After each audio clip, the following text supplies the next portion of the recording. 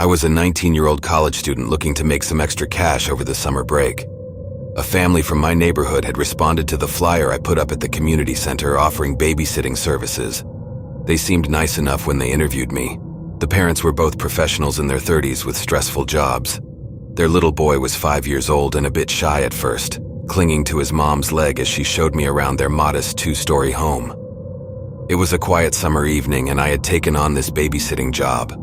The little boy was being relatively well behaved as I got him ready for bed after his parents had left for their date night.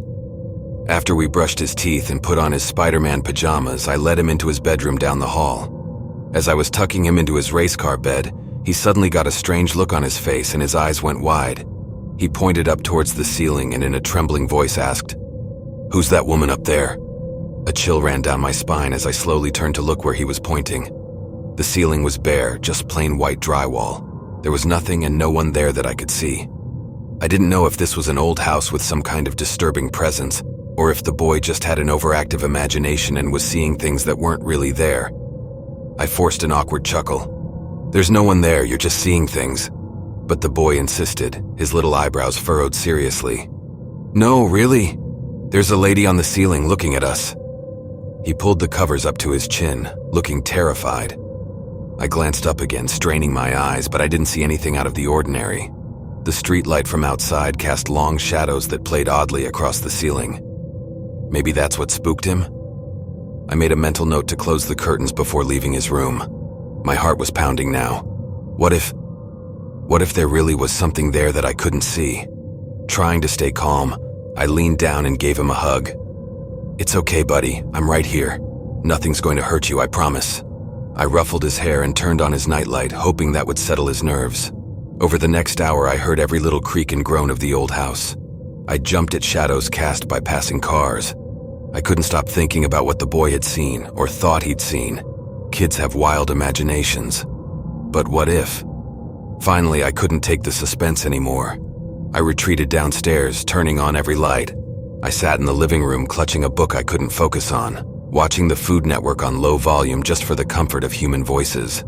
I stayed that way until shortly after midnight when I heard the parents' car in the driveway. I never babysat for them again after that night.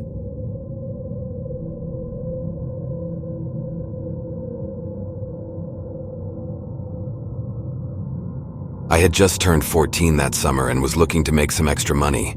Being an only child, I didn't have many responsibilities at home, so I decided babysitting was the perfect job for me. Our next-door neighbors had 2 young daughters. One was 7, and the other was 5.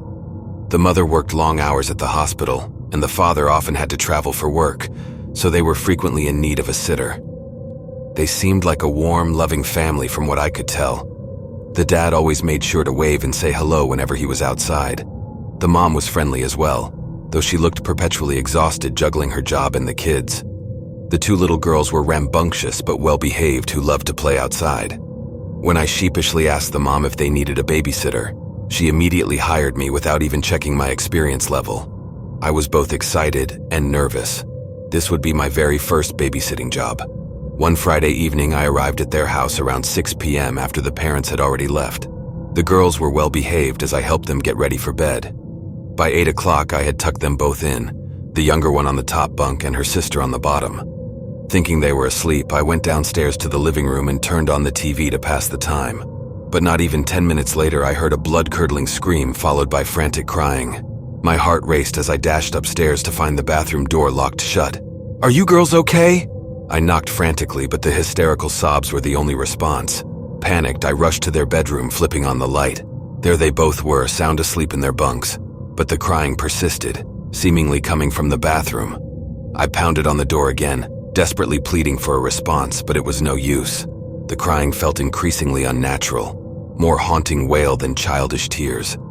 A chill ran down my spine and the hairs on my neck stood on end. Where was this sound coming from? Trying to keep my composure, I raced back downstairs, the eerie cries echoing all around me. Just then, I heard the parents' car pull into the driveway. Relief washed over me as they rushed inside, clearly alarmed. Together we hurried upstairs, following the sound to the bathroom door. This time it was unlocked. As we threw it open, the crying abruptly stopped, leaving us in deafening silence. The small bathroom was empty. I handed the sitter payment to the mother with a trembling hand, mumbling about a headache. She gave me a concerned look but didn't pry. As I hurried out the front door into the warm summer night, I glanced back at the upstairs window where the crying seemed to emanate from. A chill went down my spine. That night shook me to my core. Despite the family asking me repeatedly, I never babysat for them again after that. In the months and years that followed, I never experienced anything remotely similar to that eerie incident. I babysat for other families without issue, but I could never shake the unnerving memory of those haunting cries echoing through an empty house on my very first babysitting job. What was the explanation? A prank? An overactive imagination? I'll never know for sure, but it's etched into my mind forever.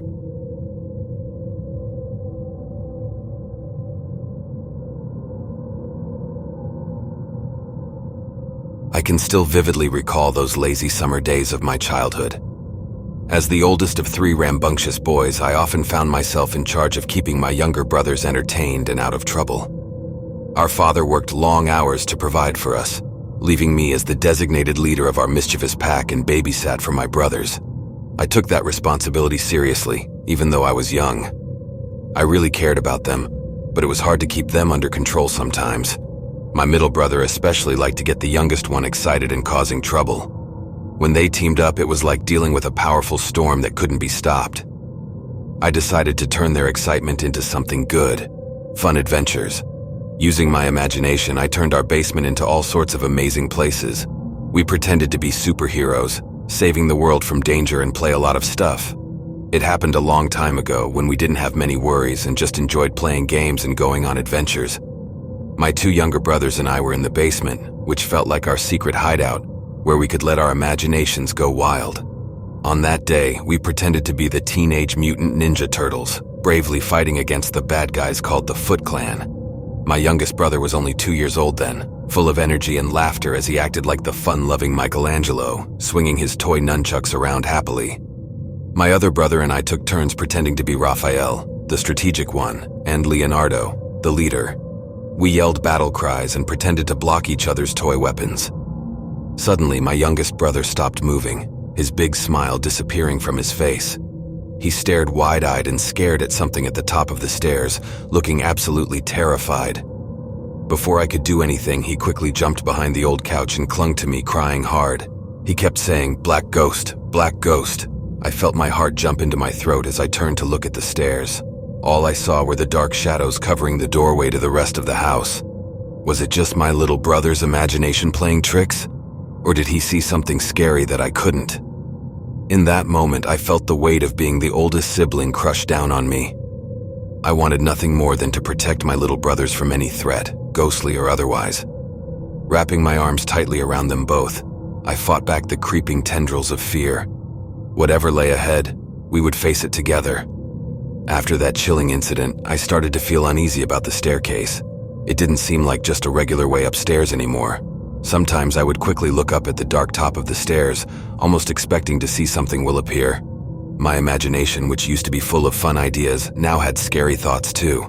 No matter how brightly the basement was lit, no matter how many adventures we went on down there, I always felt like something was watching us from upstairs in the shadows. I started to be extra careful, always keeping an eye on the staircase while trying to act brave for my brothers. My happy childhood days started feeling a bit scary and strange.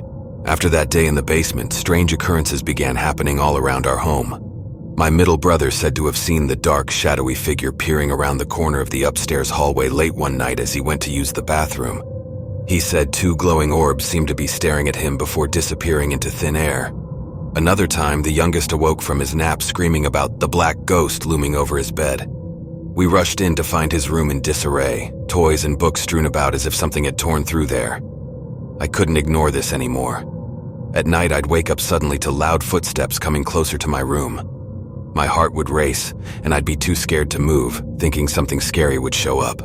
But the footsteps would stop, and everything would go quiet again.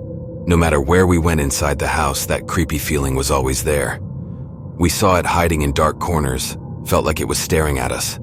Our cozy home didn't feel safe anymore because of this weird and mean thing we couldn't figure out. It was like we were stuck in our own house, not knowing when the scary black ghost would show up again. I was too scared to tell Dad about the scary stuff happening to us. He worked really hard at the factory, barely had time to rest. I didn't want to make things harder for him by telling him about the things scaring us. So we kept quiet and tried to be brave on our own even though we were really scared. As time passed, we saw the mysterious figure less and less. I thought maybe it was just something we imagined when we were younger, and now that we were older, we weren't scared anymore. My brothers and I felt more comfortable in our house again. The scary places we used to avoid were now just normal parts of our home that we liked being in. Slowly and without any clear reason, the dark ghost stopped. We didn't understand why it came to us or why it left. We were just happy that the scary feeling was gone, and we could enjoy happy memories again. Our house felt safe and comforting, like it should always be. Even after many years, I still remember those scary moments that made me very protective of my siblings. My grown-up side understands there were probably logical reasons for those scares, but the kid in me still wonders what was really in those shadows back then. Maybe it's okay to not have all the answers to some mysteries,